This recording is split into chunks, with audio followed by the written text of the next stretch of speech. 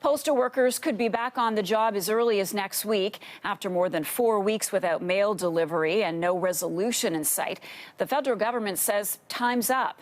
And now there are questions about why the government waited this long and why the two sides weren't able to reach an agreement on their own. CTV's Rahim Ladani reports.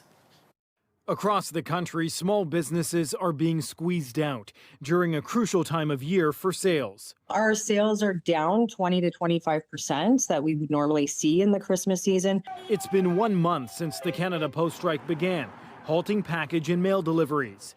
With both sides still unable to reach a deal, the federal government is calling a timeout, which could force staff back to work as early as next week. Anything that's going to impact Canadians at large, they're going to ultimately see the government have a short leash in terms of how much time they're going to give for either party to lock out or to strike. For the third time this year, Ottawa is stepping in. The Labour Minister has asked a federal board to assess the likelihood the two sides can reach a deal by the end of 2024. If the board believes it to be unlikely, it will order workers back on the job, extending the terms of the existing agreements to mid-May of the new year. They know they can't win, so they're going to try everything they can do. The union has denounced the move, calling it an assault on its bargaining rights. Canada Post said it looks forward to welcoming its employees back to work.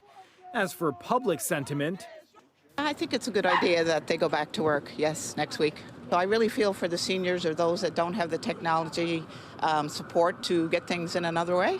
I'm happy about it for two reasons. One is the charity perspective, because they're really suffering. Their donations are down a lot.